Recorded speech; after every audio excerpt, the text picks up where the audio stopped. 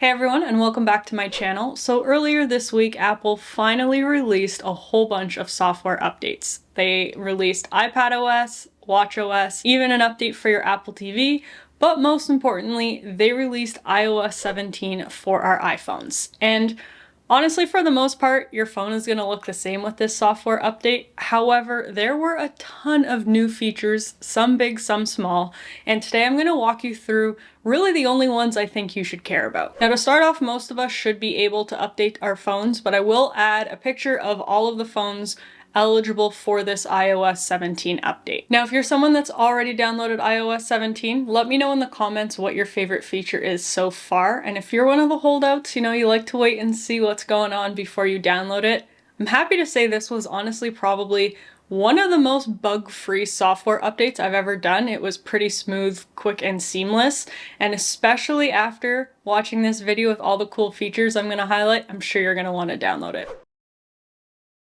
Now, one of the flashiest new features I would say are these contact posters. And this basically lets you set what you want people to see when you call them. So when their phone rings, they're gonna see exactly what you've set as your contact poster. And there's two ways to get into this. The first way is in the phone app to go to Recents and then Edit in the top left-hand corner. Click your name, and then you can set and customize your contact poster.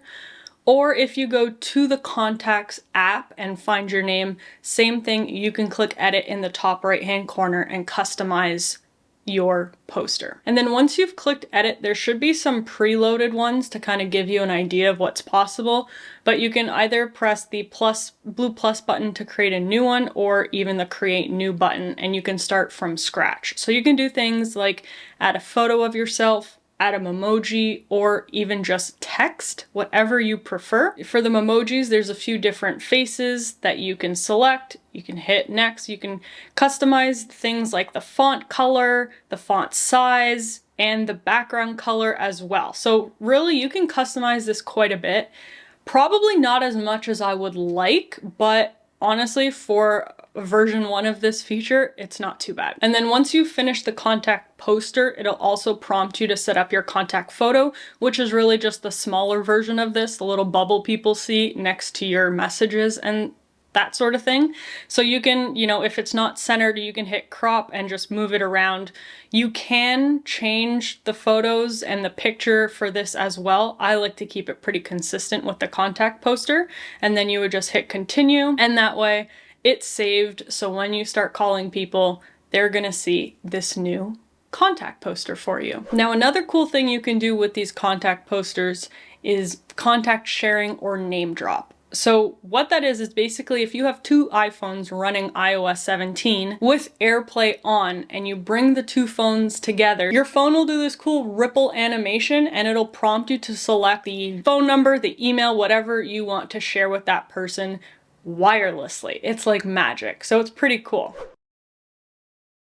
And for anyone screening phone calls like me, this is a big one for us. So now when someone calls, if you do not answer and you happen to just be sitting there watching your phone ring, if they go to leave a voicemail, your voicemail is live. You can see what they're saying and decide basically in the moment if it's important or not, and if you want to pick up and basically interrupt their voicemail to talk to them. So that's probably one of my favorite ones. Similar to voicemail, when you go and leave someone a FaceTime, if they don't answer, you can actually record a little video to send them as essentially a FaceTime voicemail. Now, as someone who's often taking pictures with their phone, there are two main camera updates that I'm really enjoying and appreciating. The first one is when you go to take a picture, you can now have a level in the viewfinder so you know if your picture is straight or not. The second one is when you want to crop a photo. You used to have to hit the edit button and then the crop feature to line up the crop. However, now the really easy thing, and it's way more intuitive in my opinion, is you can just pinch into the photo however you want, and then in the top right you'll see a crop button. So that way it's way less steps. You just hit that crop and it brings you right into the cropping tool so you can make any adjustments if need be. Now, if you have an Apple Watch, one of the best features of having an Apple Watch is being able to ping and locate your phone. So when I have no idea where I've left my phone in the house, I can use my Apple Watch to ping and it'll sound an alarm essentially on my phone so I can find the phone. Well, now with iOS 17, you can also do the reverse. So now you can use your phone to ping and find your watch. And this is not on by default. So what you would do is in settings, go down to your control center. You'll see an option now to add ping my watch to your control center. So then when you go to your control center, you'll be able to click the button and an alarm will start sounding on your watch so you can find it. Now there's another hidden feature I recommend you turn on, and if you watched part 2 of my iPhone tips and tricks, you know how much I like the hold touch feature on like apps, let's say, to bring up the menu. There's a way to make it even faster and more responsive. So now if you go into settings, it's an accessibility feature. You can hit touch and then haptic touch. There's now 3 options and you can click fast to make it even faster. So now when you hold touch on something, it's going to basically open instantaneously as opposed to the default. There is a little bit of a delay. So if you're someone that uses haptic touch or hold touch frequently, I highly recommend you turn on fast because I've absolutely loved it so far. Now this next feature, I will be honest, I see the benefit of it and so I want to mention it. However, in my testing this week, I have found it way more annoying than helpful. So I'm gonna mention it in case it is something you're concerned about, or maybe you have children and are concerned about this for them. But it basically allows you to keep track of how close your phone is to your face. So if you're holding your phone too close to your face, it'll let you know and warn you that you should probably make your phone a little bit further away. I was triggering this warning way too frequently, which probably means I should have left it enabled, but I just couldn't get behind it. I found it way too annoying, so I've disabled it.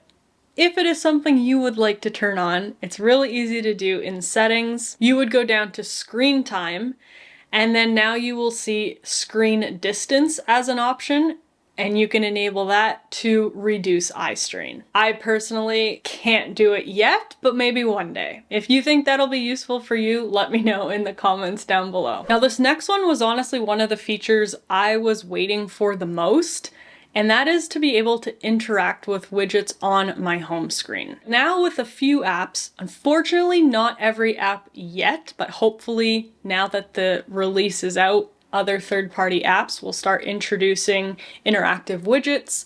But essentially, for example, my podcasts, I now have a play button, so I can actually play and pause the podcast from the widget. But again, not on all apps. So for example, Audible doesn't have this feature yet. So if I want to play my audiobook, it's going to actually open up the app. But I would say the other biggest one that I'm using it for are reminders. So the native Apple reminders, as well as TickTick, which is a reminder app I usually use, have the interactive widgets enabled. So once I've completed a reminder, I can actually check it off from the widget instead of having to go into the app. And now a feature most of us already know and absolutely love has just gotten even better. So before, when you were texted a verification code, your keyboard would basically prompt you and autofill it for you so that you don't have to go through your messages to find, copy, paste the code. It would just kind of work like magic in a way. Well, now it's even better because it's going to do the same thing with email. So if texting isn't an option and they're going to email you a verification code, instead of having to go to your email and dig through it to find the code, prompt you at the top to just fill in the code from your email, which is awesome. And then to take it a step further, you can actually have them auto removed from your device. How you would set this up is in settings, going down to passwords, you'll see a new field saying password options. And towards the bottom, you'll see verification codes, and you can toggle on clean up automatically. That way, after you've already clicked and inputted the code, it'll automatically remove that code, whether it was a text or an email, from your device. Now, speaking of messages, there are 2 new features in messages that I'm liking a lot. And the first one is being able to quickly reply to a message. So instead of having to click on the message, waiting for the pop-up message to appear and reply, now you can just swipe to the right on any message and it'll open up the reply bubble. The second one is this new feature called check-in. So this is really useful for family members, you know, if you're leaving somewhere and they want to track if you've arrived. Maybe you're going to forget to text them to let them know you've arrived home. Check-in will just do it all automatically for you. And so what you would do is press the plus button to the left of your message and scroll down to check-in. This is such an important feature, I actually want to move it up in my list. Now, when you press check-in for the first time, it will ask you to set the default basically between limited data and full data or access. So if it is, you know, if you think you're going to be sharing check-in most frequently with family members, then you can set it to full. I've set it to full because that's who I'll be sharing this with the most.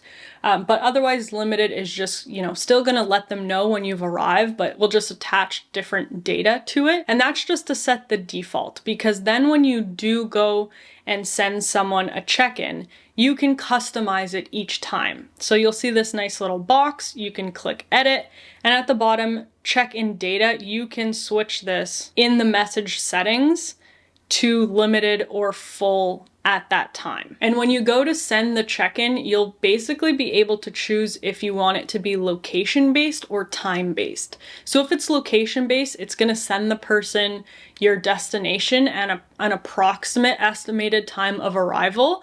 And then when you actually arrive at that location, the check-in will end and let the person know you've arrived. Now, personally, something I've never understood is the need to send an audio message. So instead of just typing out a message or using dictation if you can't type it out, some of my friends will almost exclusively only send audio messages, and I find it a little bit annoying because I can't always listen to a message. I much rather read it like a normal message and know what they're saying.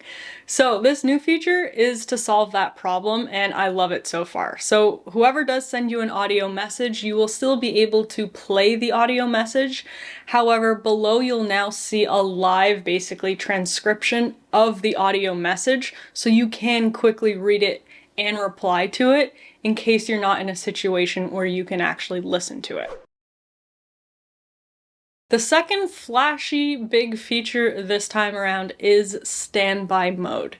And so what it basically is when you're charging your phone and it's on standby, you're not actively using it, you can place your phone on its side in landscape and have a few different options on the screen, which is kind of nice. It's kind of like a screensaver for your phone, is how you can think of it. And what I'm happy to say is it doesn't have to be with like a fancy MagSafe stand or anything like that. You can use your lightning cable and just prop it on its side, or if you have the anchor ring like I do, or some sort of like a stand on your case, that works too. And then if you actually want to customize whichever one is your favorite, just by holding down opens up basically the editing feature and you can change a few different things. So you can press the little button in the bottom right to then pull up, like to change the color, for example. The most customizable one is definitely the widgets. So just like widgets on your home screen, you can pick basically any widget here. So one on the left and one on the right. And you would do that again by holding down, and then you can cycle through the widgets you've pre-selected, or in the top left, you can select a brand new widget, essentially, to add into the mix. And there are even a few more options in settings. You can now scroll down to standby, and you can turn the standby feature on and off. So if you don't even like it, you can just completely disable it. You can turn on night mode, so basically what it would do is put everything in like a red coloring so that it's a little bit easier on the eyes at night in a really dark room. You can have it show notifications or not. And then the second one, show preview on tap only, means you'll see the notification, but you won't actually be able to read what it says unless you tap on the notification. So that's just a little bit of a privacy thing. Maybe your phone's in standby mode in the office and you don't actually want people to be able to read the text messages coming in. You can turn on the feature so that it'll only show the message when you tap on it. If you got value out of today's video, please give it a thumbs up, subscribe to the channel for more videos, and have a great day.